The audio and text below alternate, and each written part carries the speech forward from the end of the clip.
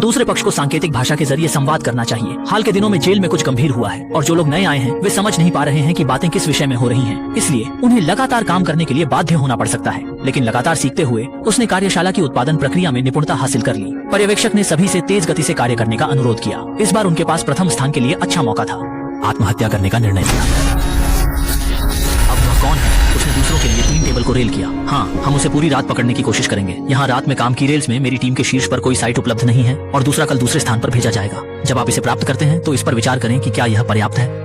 किसी को उसके जीवन या मृत्यु की परवाह नहीं है। हर कोई जो परवाह करता है वह यह है कि यदि कोई व्यक्ति गायब है तो उनकी प्रगति में देरी होगी। यदि प्रगति में देरी होती है तो पहला स्थान हासिल करना मुश्किल होगा। यदि वे पहले स्थान पर नहीं हैं तो उन्हें दंडित किया जाएगा, क्योंकि स्टेशन नंबर 3 ने पुष्टि की कि वे अब चौथे स्थान पर गिर गए हैं। और हर कोई केवल काम करने के लिए कड़ी मेहनत कर सकता है, लेकिन आदमी अभी भी बैठने का इरादा नहीं रखता है। जैसे ही वह अंदर आता है वह जेल से बचने का तरीका खोजने लगा। उन्होंने दृश्य को तुरंत बहाल किया और कार्यशाला में वापस लौट आए।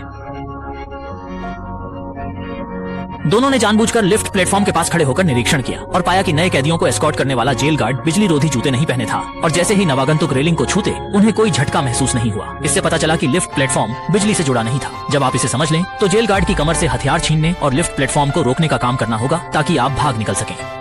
अंडो के सामने एक और सवाल था। वह केवल यह जानता था कि जेल गार्ड की संख्या बड़ी नहीं थी, लेकिन वह प्रत्येक मंजिल पर सुरक्षा गार्डों की विशिष्ट संख्या नहीं थी। जब वह काम से छुट्टी दे रहा था तो कार्यशाला में सांकेतिक भाषा जानने वाला व्यक्ति बहुत घबरा गया था। विपरीत कार्यशाला में कैदी से खबर आई कि दूसरी मंजिल पर कुछ हुआ था। अचानक शिक्षण वर्ग क्षेत्र में ऑक्सीजन कम और कम हो गई। बूढ़े आदमी को सांस लेने में परेशानी होने लगी। फिर सभी मंजिलों पर रोशनी बंद हो गई। कुछ सेकंड बाद बिजली वापस आ गई। यह बिजली आपूर्ति अस्थायी रूप से दूसरी मंजिल से संबंधित थी। कुछ उत्साही लोगों ने तर्क दिया कि दूसरी मंजिल पर हर व्यक्ति को बिजली का झटका देना चाहिए। काउंटी मजिस्ट्रेट ने तुरंत असहमति जताई और ऐसी टिप्पणियां करने वालों को चुप करा दिया। मंजिलों के बीच संदेश भेजने में हफ्तों लग गए। बिना किसी पुख्ता सबूत के किसी भी आधारहीन अटकल से बचा जाना चाहिए। हालांकि काउंटी मजिस्ट्रेट भी अंदर ही अंदर सोच में डूबा था